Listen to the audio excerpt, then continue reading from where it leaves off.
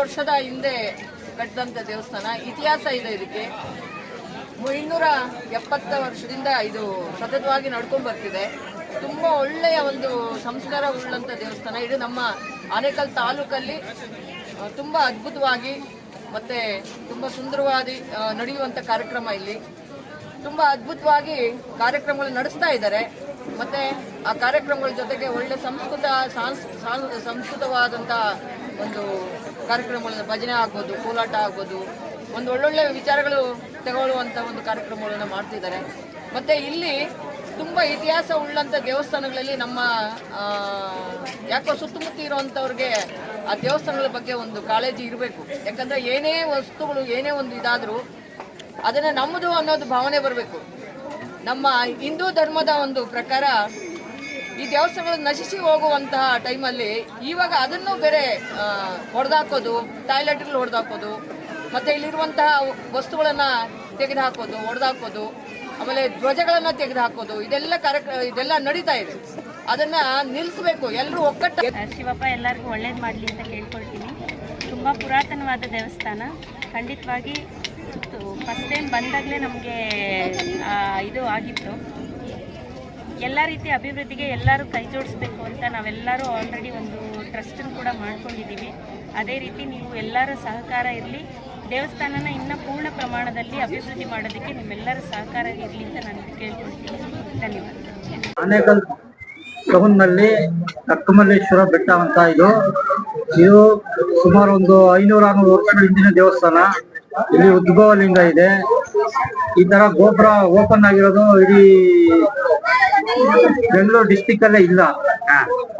ಇದು ದೇವಸ್ಥಾನ ಗೋಪುರ ಓಪನ್ ಇದೆ ಮೇಲೆ. ಆಮೇಲೆ ಇಲ್ಲಿ ಕೊರೆವು ಅಂತ ಮಾಡ್ತೀವಿ ನಾವು. ಕೊರೆವು ಅಂದ್ರೆ ಅನ್ನದಾನ. ಅದನ್ನ ಜನರು ಕೊರವು ಅಂತ ಮಾಡ್ಬಿಟ್ಟವ್ರೆ. ಈ ಕೊರವು ಪ್ರತಿ ವರ್ಷ ಧನುರ್ಮಾಸದ ಅಮಾವಾಸ್ಯೆಯಲ್ಲೇ ಮಾಡ್ತೀವಿ. ಇಲ್ಲಿ 1000 ಜನ ಬಂದು ಊಟ ಮಾಡ್ಕೊಂಡು ಹೋಗ್ತಾರೆ. ಪ್ರತಿ ವರ್ಷ ಜನ ಜಾಸ್ತಿ ಆಗ್ತಾನೆ ಇದ್ದಾರೆ. ಕ್ಷೇತ್ರದ ಮಹಿಮೆನೂ ಅದೇ ರೀತಿ ಇದೆ. ಇಲ್ಲಿ ಮುದ್ದೆ, ಕಾಳುಳ್ಳಿ, ಸಾರು, ಅನ್ನ ಮಾಡ್ತೀವಿ.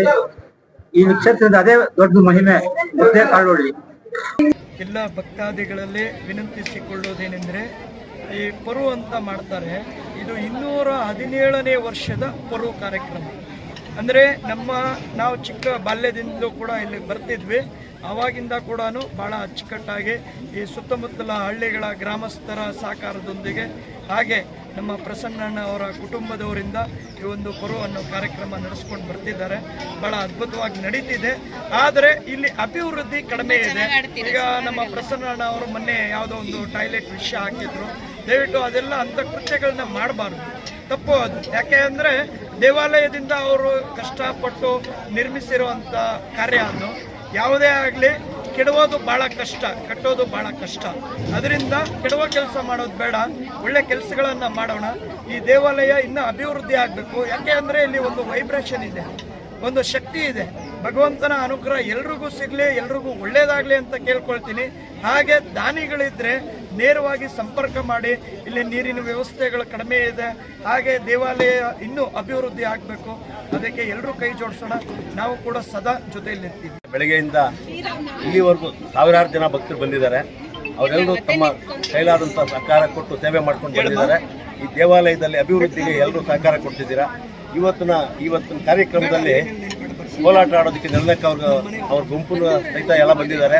ಅವರ ಆಟ ಪಾಠಗಳಲ್ಲಿ ಒಂದು ಸಂದೇಶ ಕೊಟ್ಟಿದ್ದಾರೆ ಭಕ್ತಾದಿಗಳಿಗೆ. ಒಂದು ಸಂದೇಶ ಇದೆ ಅವರ ಕಾರ್ಯಕ್ರಮದಲ್ಲಿ. ಈ ರೀತಿ ಇನ್ನೂ ಹೆಚ್ಚಿನ ಕಾರ್ಯಕ್ರಮಗಳನ್ನು ಅವರು ನೀಡ್ತಾ ಬರಲಿ. ಬೆಳಗ್ಗೆಯಿಂದ ಭಜನೆ ನಡೀತು.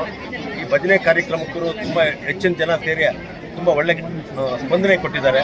ಹಾಗೆಯೇ ಈ ದೇವಾಲಯ ಒಂದು ಪುರಾತನವಾದಂಥ ದೇವಸ್ಥಾನ ಆಗಿದ್ದು ಇಲ್ಲಿ ಒಂದು ಶಕ್ತಿ ಇದೆ.